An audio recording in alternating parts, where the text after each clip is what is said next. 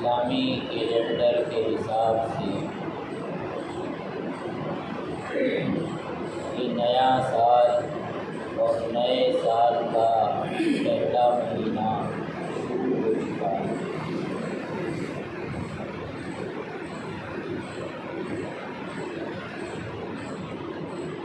ہر مہینے کی ابتدا میں اور نئے سال کے شروع ہونے پر نبی کریم صلی اللہ تعالی علیہ وسلم سے یہ دعا منقول ہے: اللہم ادخلہ علینا بالامن والایمان والسلامۃ والاسلام ورضوان من الرحمن وجبار من الشیطان۔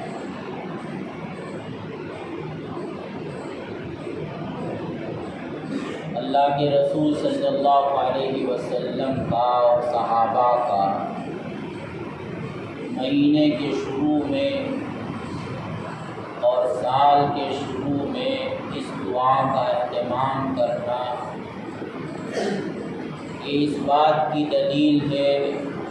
کہ حضرات صحابہ ہم عام مسلمانوں کی طرح غافل نہیں رہتے، بلکہ انہیں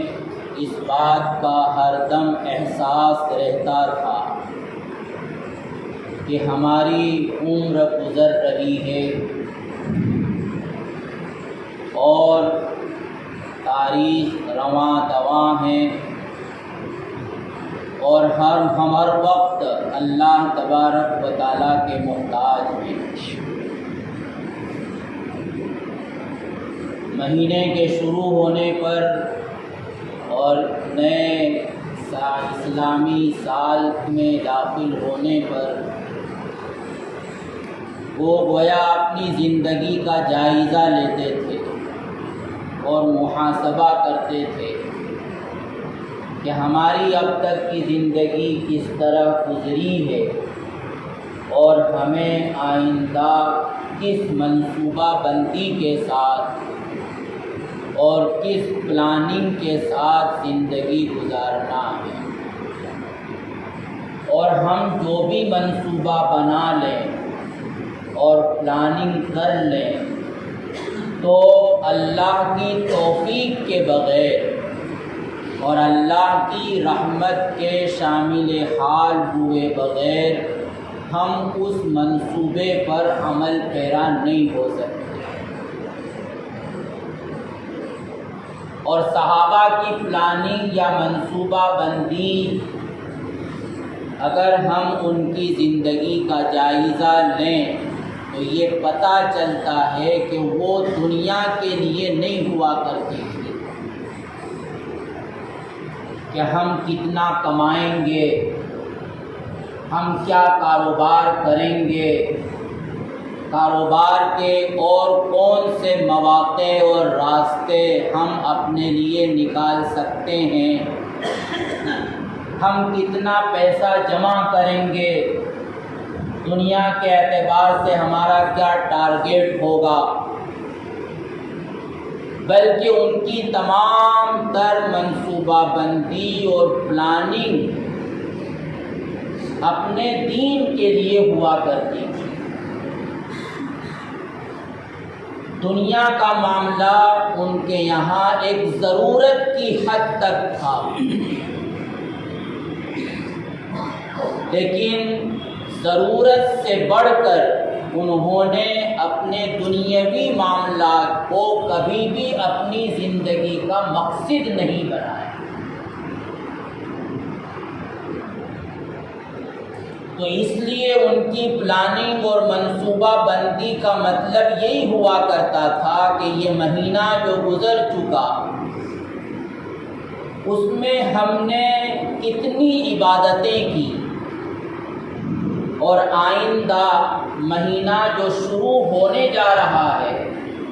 یا ہم نئے سال میں داخل ہو رہے ہیں تو ہمیں اللہ کی عبادت میں کس طرح اپنے آپ کو آگے بڑھانا ہے۔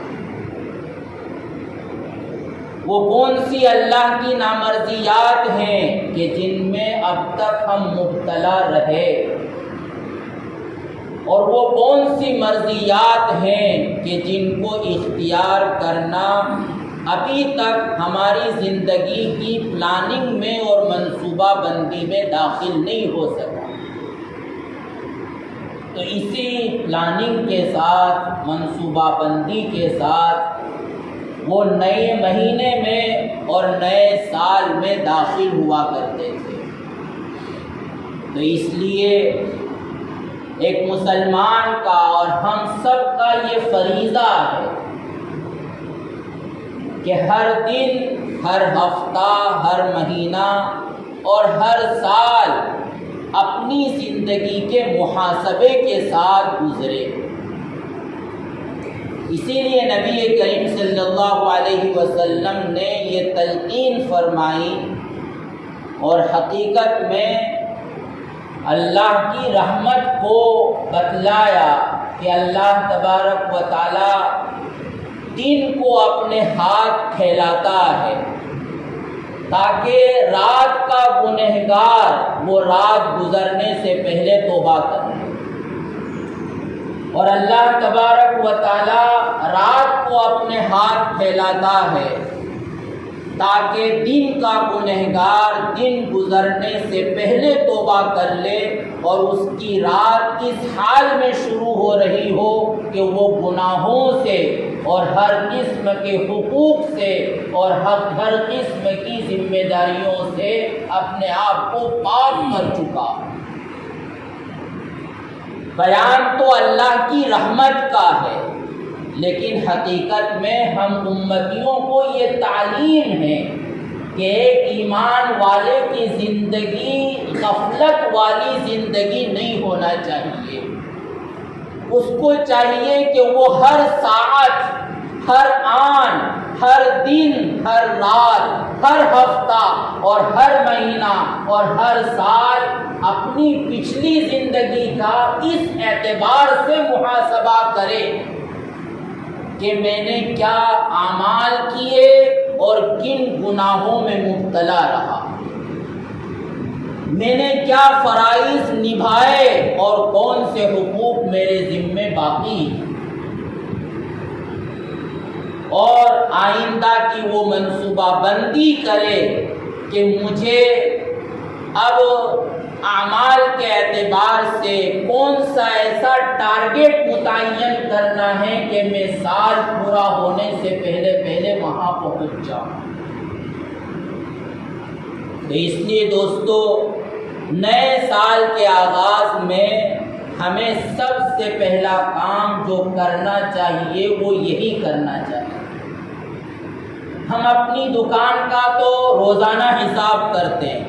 ہفتے میں حساب کر لیتے ہیں، مہینے میں حساب کر لیتے ہیں، لیکن کیا ہم نے اپنے دین کا جائزہ کبھی سالوں سال میں لیا ہے؟ یہ ذرا سوچنے کی ضرورت ہے کہ ہم اللہ کے بندے ہیں، بندگی کے ساتھ زندگی گزارنا یہ ہمارا فریضہ ہے، اور سب سے پہلا فریضہ اگر ہمارا رشتہ مال سے متعلق ہوتا ہے، ہمارا رشتہ کاروبار سے متعلق ہوتا ہے، بزنس سے متعلق ہوتا ہے، ملازمت سے متعلق ہوتا ہے، یا کسی بھی دنیاوی مشغلے سے متعلق ہوتا ہے، تو وہ بعد میں متعلق ہوتا ہے۔ سب سے پہلا رشتہ اور سب سے پہلا تعلق ہمارا جو متعلق ہوتا ہے، قائم ہوتا ہے، وہ حق سبحانہ و تقدس کی ذات سے ہوتا ہے۔ اس لیے اس رشتے کے کیا تقاضے ہیں، وہ رشتہ کیسے مضبوط ہوگا، اور اس رشتے میں کمزوریاں کیسے آتی ہیں، ان سب چیزوں کا جائزہ لینا دوستو ایک مسلمان کی سب سے پہلی ذمہ داری ہے۔ تو اس لیے نئے سال کے آغاز میں ہم نے اب تک اگر نہیں کیا ہے تو سب سے پہلی فرصت میں ہمیں یہ کام کر لینا چاہیے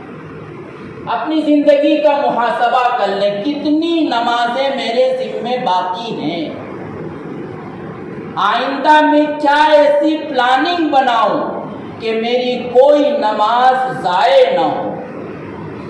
اپنے کاروبار کا جائزہ لیں کہ اب میرے کاروبار میں کہاں حرام داخل ہے،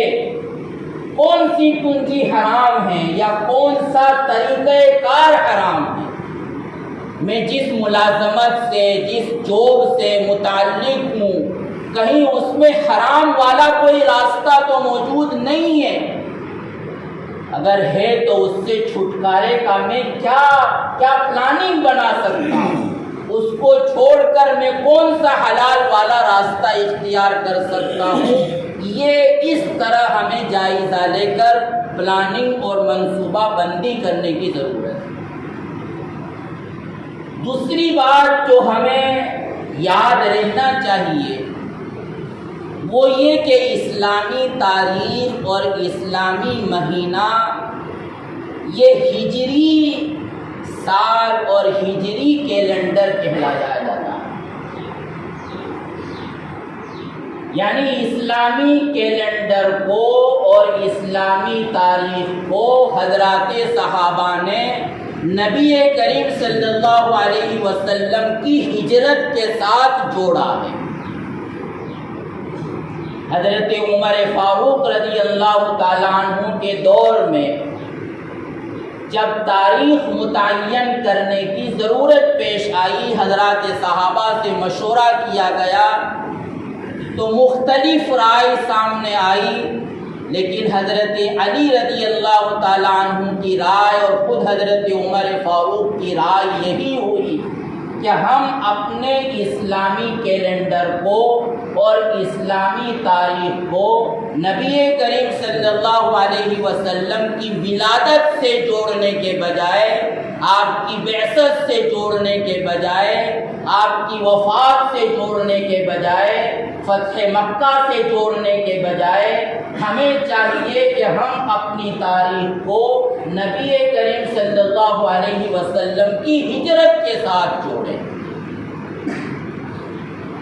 اور دراصل قیامت تک کے لیے ان حضرات صحابہ نے اسلامی تاریخ کو ہجرت کے ساتھ جوڑ کر ہر انسان کو اس بات کا پیغام دیا ہے کہ مسلمان کی کامیابی، مسلمان کا غلبہ اور اسلام کی شان و شوکت وہ وابستہ ہے ہجرت کے ساتھ۔ جب تک ہجرت نہیں ہوگی وہاں تک اسلام کو غلبہ حاصل نہیں ہوگا، جب تک ہجرت نہیں ہوگی وہاں تک کفر کی شان و شوکت ختم نہیں ہوگی، جب تک ہجرت نہیں ہوگی وہاں تک اسلام کا بول بالا نہیں ہوگا۔ اور ہجرت کے معنی دوستو ہے چھوڑ دینا۔ نبی کریم صلی اللہ علیہ وسلم نے اور حضرات صحابہ نے جو ہجرت فرمائی تھی، اس ہجرت میں انہوں نے اپنے وطن کو چھوڑا تھا۔ اور وطن کس چیز کا نام ہے؟ وطن ہر قسم کی مرغوبات، ہر قسم کی معلوفات اور ہر قسم کی مرضیات اور محبوبات کے مجموعے کا نام۔ انسان دنیا میں جہاں کہیں بھی چلا جائے لیکن اس کو سکون ملتا ہے جب کہ وہ اپنے وطن میں ہوتا ہے،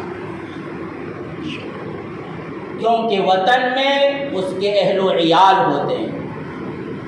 وطن میں اس کا کاروبار ہوتا ہے، وطن میں اس کی زمین جائیداد، اس کی پراپرٹی ہوتی ہے، وطن میں اس کے دوست و احباب ہوتے ہیں، وطن کی زمین میں وہ کھیلا ہوتا ہے اور وطن کی زمین کی مٹی اس کی سرشت میں داخل ہوئی ہوتی ہے۔ اس لیے انسان چاہے وہ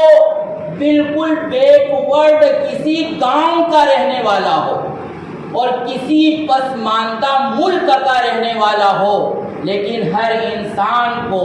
جہاں کہیں بھی وہ دنیا میں چلا جائے لیکن سکون اس وقت میسر آتا ہے جب کہ وہ اپنے وطن میں ہوتا ہے، اپنے گھر میں ہوتا ہے، اپنے اہل و عیال کے درمیان ہوتا ہے، اپنے کاروبار میں ہوتا ہے، اس مٹی پر اس کے پیر پڑتے ہیں جس مٹی کا دخل اس کی پیدائش اور مادہ تخلیق میں ہوتا ہے۔ لہذا وطن کو چھوڑنے کے معنی یہ ہے دوستو کہ انسان اپنی تمام خواہشات کو چھوڑ دے۔ کس لیے چھوڑ دے؟ اللہ کے خاطر چھوڑے، اپنے ایمان اور دین کے حفاظت کے لیے چھوڑے، اسلام کی تبلیغ کے لیے چھوڑے، کفر و شرک کے نظارے سے بھاگنے کے لیے چھوڑے۔ لیکن چھوڑ دے، سب کچھ چھوڑ دے اور سب مرغوبات کو چھوڑ دے۔ اور یہ چھوڑنا ذرا اگر ہم تصور کریں دوستوں کوئی آسان بات نہیں ہے۔ ہم جماعت میں چلے جانے کو ہجرت کہتے ہیں، لیکن ذرا خیال کیجئے ہم جماعت میں جاتے ہیں، ہمارے ساتھ ہمارا سامان ہوتا ہے، آگے کی پوری منصوبہ بندی ہوتی ہے کس راستے سے جانا ہے، ٹرین سے جانا ہے تو بکنگ ہو چکا ہے، گاڑی سے جانا ہے تو وہ بک ہو چکی ہے، بس سے جانا ہے تو وہ فلاں وقت پر ہے، فلاں علاقے میں جانا ہے، فلاں بستی میں جانا ہے، فلاں ذمہ دار کا نمبر موجود، اور معلوم ہے کہ جس علاقے میں پہنچیں گے وہاں استقبال ہوگا، کھانے کا سامان ساتھ میں موجود ہے اور پیسے ساتھ میں موجود ہے، اور معلوم ہے کہ جہاں ہم جائیں گے وہاں ہمارا استقبال ہوگا، ناشتے اور صبح اور شام کی دعوتیں ہوں گی، لوگ ہمیں سر آنکھوں پر بٹھائیں گے، ہماری تعظیم و تکریم کریں گے۔ لیکن کیا نبی کریم صلی اللہ علیہ وسلم نے اور حضرات صحابہ نے دین کے خاطر جو ہجرت فرمائی تھی وہ ہجرت ایسی تھی؟ قطعاً ایسی ہجرت نہیں تھی، بس وہ چھوڑ رہے تھے، اس حال میں چھوڑ رہے تھے کہ مکہ والے ان کی جان کے دشمن بن گئے تھے، ان کا پیچھا کر رہے تھے، تعاقب کر رہے تھے، چھپتے چھپاتے وہاں سے وہ نکل رہے ہیں، اپنی سب جائیداد کو چھوڑ کر جا رہے ہیں، اور یہ معلوم ہے کہ یہ جائیداد دوبارہ ہاتھ آنے والی نہیں ہے، بلکہ یہ حکم تھا کہ جس وطن کو تم نے اللہ کے خاطر چھوڑا ہے دوبارہ اگر اس علاقے میں جانے کا موقع ملے تو 3 دن سے زیادہ وہاں رہنے کی اجازت نہیں ہے۔ اس لیے فتح مکہ کے بعد بھی کہ جب کفر ختم ہو چکا تھا، کفار اور مشرکین یا تو اسلام میں داخل ہو چکے تھے یا وہاں سے نکل چکے تھے، لیکن دوبارہ ان حضرات صحابہ نے مکہ المکرمہ کو اپنا وطن نہیں بنایا۔ کیوں؟ اس لیے کہ جس وطن کو اللہ کے لیے ایک بار چھوڑا ہے ان کو گوارا نہیں تھا کہ اس وطن کو ہم دوبارہ اپنا وطن بنا لیں، اور دوسری طرف جہاں جا رہے ہیں کچھ معلوم نہیں کہ جان کی سلامتی کے ساتھ وہاں پہنچ سکیں گے یا نہیں پہنچ سکیں گے، پہنچ بھی گئے تو وہاں ہمارا کیا ٹھکانہ ہوگا، صبح کیا کھائیں گے، شام کو کیا کھائیں گے، ہمارے بیوی بچوں کا کیا ہوگا، کیا کاروبار کریں گے، زندگی کیسے گزرے گی، کچھ پتہ نہیں ہے۔ بس اللہ کے خاطر اپنے دین کی حفاظت کے لیے، اپنے ایمان کی سلامتی کے لیے انہوں نے اس حال میں مکہ المکرمہ کو چھوڑا تھا اور مدینہ المنورہ پہنچے تھے۔ یہ حقیقی ہجرت تھی۔ اسی لیے مہاجر صحابہ کے جو فضائل ہیں اور ان کی جو قربانیاں ہیں اس کا ہم تصور بھی نہیں کر سکتے۔ اور یہ کسی کے جگر کی بات نہیں ہے کہ آج وہ اس طرح کی قربانی اپنے دین اور ایمان کی سلامتی اور حفاظت کے لیے دے دیں۔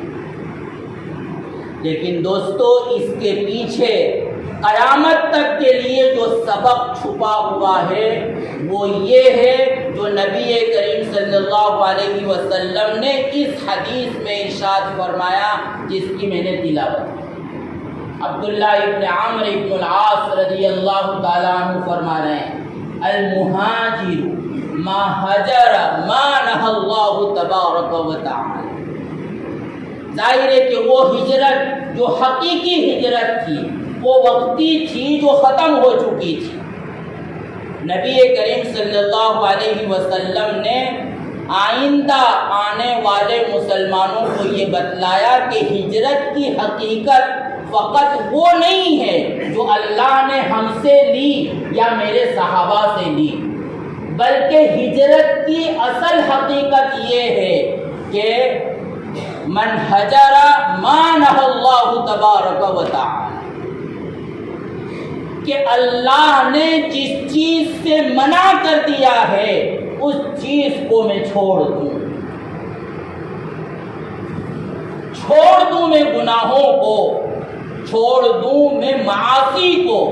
اور چھوڑ دوں میں حرام کو، اور چھوڑ دوں میں غلط رشتہ داریوں کو، غلط تعلقات کو،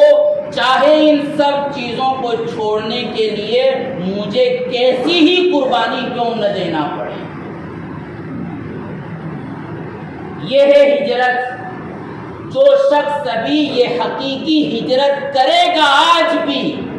خدا کی قسم اللہ اس کی اور اس کے نسلوں کے ایمان کی حفاظت کرے گا۔ اور جو یہ ارادہ بھی نہیں کرتا کہ میں وہ ہجرت اختیار کروں اور اللہ کی ان منہیات کو اور معاصی کو اور گناہوں کو اور نافرمانیوں کو اور حرام کو چھوڑوں، تو پھر کوئی ضمانت نہیں ہے اللہ کی طرف سے کہ اس کے ایمان کی حفاظت ہو، چہ جائے کہ اللہ اس کے نسلوں کی ایمان کی حفاظت ہو۔ اس لیے جو اصل پیغام ہے ہجری تاریخ کا وہ یہ ہے کہ ہم ہجرت کا سبب یاد کریں اور یاد کر کے اس کو اپنی زندگی میں داخل کریں، کہ چھوڑ دینا ہے ہر چیز کو جس سے اللہ نے منع فرمایا، جو اللہ کو ناپسند ہے، اور ان سب اللہ کی ناپسندیدہ چیزیں، اللہ کی نامرضیات اور معاصی اور گناہ اور حرام اور محرمات اور مکروہات، ان سب چیز کی جڑ جو دوستوں جو ہے وہ ہے کفر و شرک۔ ان سب چیزوں کی جو جڑ ہے وہ ہے کفر و شرک۔ ہر گناہ کا راستہ وہ کفر سے جا کر ملتا ہے، اور ہر معصیت انسان کو شرک تک پہنچاتی ہے۔ کفر و شرک سے اپنے آپ کو بچانا، اس کے بوجھ سے اپنے آپ کو بچانا، اس کے غلبے کے تصور سے اپنے آپ کو بچانا، اس کی تعظیم و تکریم سے اپنے آپ کو بچانا، یہ ہجرت کا سب سے حقیقی اور پہلا مفہوم ہے کہ انسان کفر کو چھوڑے، کفر کو چھوڑے۔ اور آج دوستو فتنے کا دور ہے، ہم میں سے بہت سو کو معلوم نہیں ہے کہ کفر و شرک کن کن عنوانوں کے ساتھ اور کن کن لیبلوں کے ساتھ اور کن کن صورتوں کے ساتھ ہمارے معاشرے میں داخل ہو چکا ہے، ہماری زبانوں پر آ چکا ہے، ہمارے ذہن و دماغ میں سما چکا ہے۔ یقیناً ہم کہیں گے کہ ہم مندر نہیں جاتے، یقیناً مسلمان کہے گا کہ میں مندر کا گھنٹا نہیں بجاتا، وہ یہ کہے گا کہ میں کسی بھگوان کا نام نہیں لیتا، میں کسی کی بھگوان کی مرادیں اور ان کو چڑھاوے نہیں چڑھاتا، اس کے نام کی دہائی نہیں دیتا۔ لیکن دوستو معلوم ہونا چاہیے کہ آج کفر و شرک کے عنوانات بدل چکے ہیں۔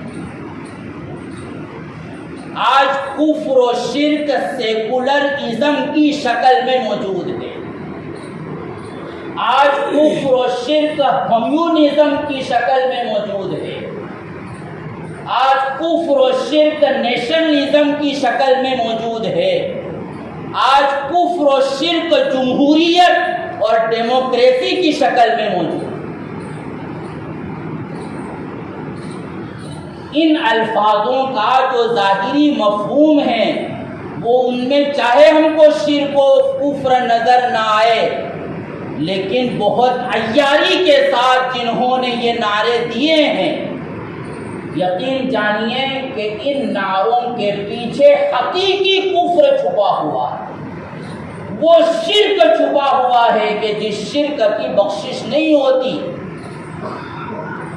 کمیونزم کا مطلب فقط انسانیت نہیں ہے، وہ انسانیت کہ جس کا مذہب کے ساتھ کوئی رشتہ نہ ہو۔ سیکولرزم کی بنیاد ہی لامذہبیت ہے، الحاد ہے، کفر ہے، اور وطن کی محبت اور قوم پرستی یہ بظاہر ایسا معلوم ہوتا ہے کہ یہ تو فطری چیزیں ہیں، لیکن ظاہر ہے کہ قومیت اور چیز ہے، اور قومیت قوم پرستی جس کو نیشنلزم کہا جاتا ہے وہ اور چیز ہے۔ وطن کے ساتھ وفائی کرنا الگ چیز ہے، اور وطن پرستی یہ کفر و شرک میں داخل ہے۔ قوم کے تقاضوں کو،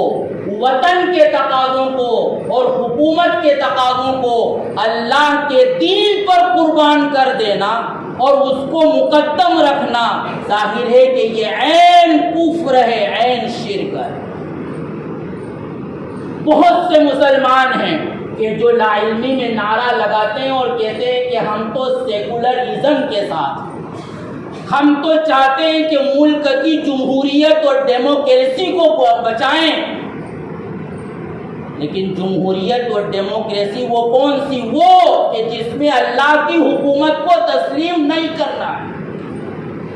خود انسان کی بنائی ہوئی حکومتوں کو تسلیم کرنا ہے۔ ظاہر ہے کہ اس سے بڑا کفر کیا ہوگا کہ اللہ کی حاکمیت کو انسان نہ مانے۔ اور دوستو، آج کفر و شرک جو حکومتوں کی سرپرستی میں ہو رہا ہے، باقاعدہ اس کے جگہ جگہ مظاہرے ہو رہے ہیں، اور ہر اسکول میں، ہر یونیورسٹی میں، ہر تعلیم گاہ میں معصوم بچوں کی زبان سے کفر و شرک کے نعرے لگوائے جا رہے ہیں۔ اور ہو سکتا ہے کہ ہم تو کسی حد تک سمجھتے ہوں، لیکن خدا کی قسم اگر ہم نے ہماری نسلوں کی فکر نہیں کی تو یہ ہماری نسلیں آئندہ جب جئیں گی تو ان کو کفر و شرک سے کوئی نفرت نہیں ہو۔ یہ اپنا آپ کو عبداللہ کہیں گے، عبد الرحمن کہیں گے، لیکن اس کے باوجود بھی ان کے دل میں کفر کی اور شرک کی ذرہ برابر بھی برائی نہیں ہوگی، حالانکہ ایمان اسی وقت ایمان ہے جب کہ کفر کے ساتھ نفرت ہو، اور ایسی نفرت ہو جو میں بار بار کہتا ہوں جیسے کہ گو اور مود سے انسان کو نفرت ہوتی ہے۔ لیکن آج کفر کو اتنا بولا جا رہا ہے، کفر کو اتنا ظاہر کیا جا رہا ہے، کفر و شرک کو اتنا پرموٹ کیا جا رہا ہے، اس کی اتنی حمایت کی جا رہی ہے کہ انسان گھر سے نکلتا ہے اور چاروں طرف وہ کفر کے نظارے کرتا ہے۔ تو اگر انسان ایمانی ہوش میں نہ ہو، اس کو اپنے دین کی حقیقت کا پتہ نہ ہو، تو پھر وہ بات صادق آئے گی جو نبی کریم صلی اللہ علیہ وسلم نے آج سے 1500 سال پہلے ارشاد فرمائی تھی کہ انسان صبح کرتا ہے ایمان کی حالت میں اور شام کو وہ کافر ہوتا ہے۔ غیر محسوس طریقے پر ہمارے ذہن و دماغ میں کفر و شرک کو مختلف عنوانوں کے ساتھ بٹھایا جا رہا ہے، ہماری نسلوں کو پڑھایا جا رہا ہے، لیکن ہمیں اپنے بچوں کا فیوچر روشن کرنا ہے، اس لیے ہم انہی اسکولوں میں بھیجیں گے۔ ہمیں اس سے کوئی مطلب نہیں کہ ان کو پرارتھنا میں اور ان کی پرے میں ان کو کیا الفاظ بلائے جا رہے ہیں۔ تو دوستو، ہجرت کا جو سب سے پہلا سبق ہے اور جو پیغام ہے وہ یہی ہے، المہاجر من حجر ما نہی اللہ تبارک و تعالی۔ اور جن چیزوں کو چھوڑنا ہے ان چیزوں کی جو جڑ ہے وہ کفر و شرک ہے، اور کفر و شرک فقط وہ نہیں جس کو آج تک ہم کفر و شرک سمجھتے تھے، بلکہ آج نئے لیبل کے ساتھ، نئے عناوین کے ساتھ، نئے مظاہر کے ساتھ، نئے نعروں کے ساتھ وہ کفر و شرک ہمارے معاشرے میں موجود ہے۔ ہم بھی اس کو بول رہے ہیں، ہماری نسلوں سے بھی وہ بلوایا جا رہا ہے۔ تو اس لیے اپنے دین کی حقیقت کو سمجھ کر بہت محتاط زندگی گزارنے کی ضرورت ہے، اور اس ہجرت کو یاد کرنے کی ضرورت ہے کہ چاہے ہماری نسلیں وہ ایجوکیشن سے محروم رہیں گی، لیکن ہم ان کے ایمان کو قربان نہیں ہونے دیں گے۔ یہ ہمارا عزم ہونا چاہیے، یہ ہمارا حوصلہ ہونا چاہیے۔ کسی جاب اور کسی ملازمت کی خاطر ہم اپنے دین کو کیا، اللہ کے نبی کی ایک سنت کو قربان نہیں کریں گے، چاہے ہم کو فقر و فاقہ کے ساتھ زندگی گزارنا پڑے۔ آج ہمارا ملازمین کا طبقہ اور تعلیم یافتہ طبقہ وہ ملازمتوں کی خاطر بہت ساری چیزوں کو چھوڑ دیتا ہے۔ نمستے کہنے کو، پرینام کرنے کو، فلاں اور فلاں چیزیں کو ہم معیوب نہیں سمجھتے، حالانکہ یہ کفر و شرک کی سرحد میں انسان ان نعروں کے ذریعے داخل ہو جاتا ہے۔ اللہ ہم سب کی حفاظت فرمائے اور ہمیں دین کا صحیح فہم عطا فرمائے، اور بیداری کے ساتھ جینے کا سلیقہ ہم کو اللہ تبارک و تعالیٰ عطا کرے۔ آمین۔ وآخر دعوانا